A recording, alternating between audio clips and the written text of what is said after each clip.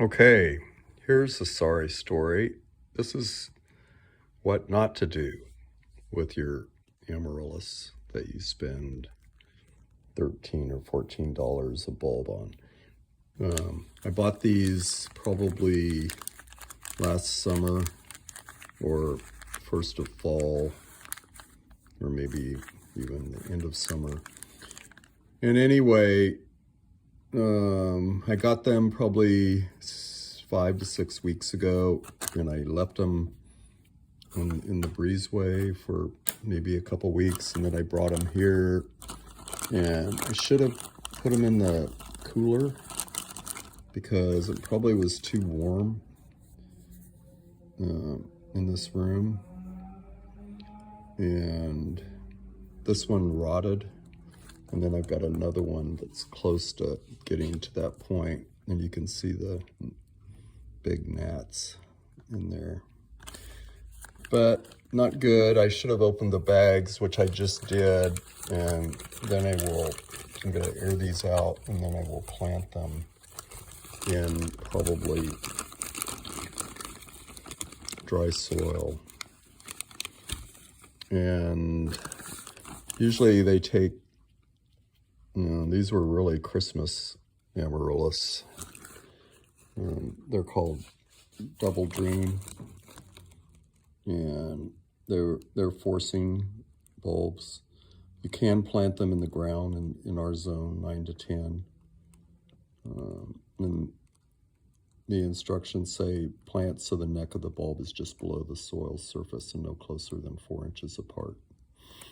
So on the chance that people might be interested in these for Valentine's Day, I think I'm going to pot these up in 6-inch pots, and I can't really give them away because it would be a gift of public funds, but I might be able to sell them to you at my cost if anybody's interested. So amaryllis is one of the biggest bulbs that there is, and a bulb is a food storage structure, and it's made up of colorless leaves. And you can see a little baby amaryllis bulb right there at the base of this mother plant. And at the base, you get all these roots that probably, had I planted them when I first got them, they would have done well. But this will still bloom because the flower is in the bulb. I just was at Trader Joe's and I saw some bulbs that have been dipped in this wax-like thing.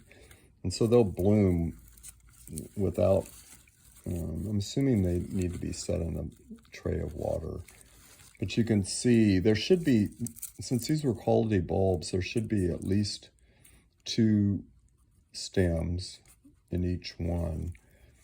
So it's kind of hard to imagine that a big, beautiful pink trumpet-like flower is in this ugly thing right now that smells moldy. But it does happen, and that's why people like amaryllis. And forcing is not a term that ordinarily anybody likes to, no one likes to be forced to do anything. But with flowers, it's a positive thing. This is for people that are sick of winter and want some sign of life, especially people in the Midwest and East Coast when winters are long and cold and there may be snow on the ground. So you plant one of these and you see green, and it gives you hope that the cold winter will soon be over, and next thing before you know it, it'll be spring.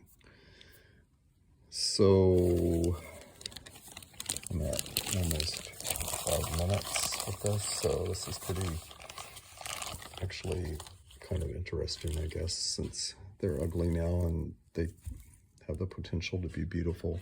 This one is going to the dumpster. So first plant of the week, amaryllis.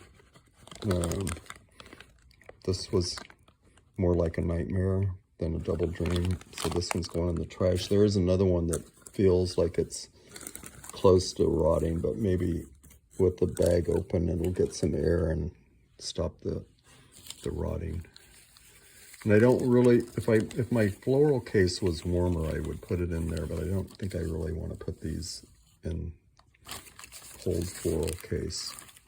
I am going to put the daffodils. I just got some daffodil bulbs, and I am going to put them in the floral case, and I'm going to trick them into giving them a short winter at probably 35 degrees, and then we'll force them later in the spring. I guess we could do it also for Valentine's Day, if anybody's interested. But bulbs, I also got a bonus tulip bulb, the Free Surprise Friendship. It's introduced in 1998. 12 is the size of the bulb. You can see the tulip is sprouting the little baby bulblet at the bottom. There's a basal plate through that hole. Tulips, daffodils, amaryllis are all true bulbs because they have a basal plate. They're a lot like an onion. An onion is a true bulb. If you ever sliced an onion, you probably noticed the bottom where the roots come out. So there it is.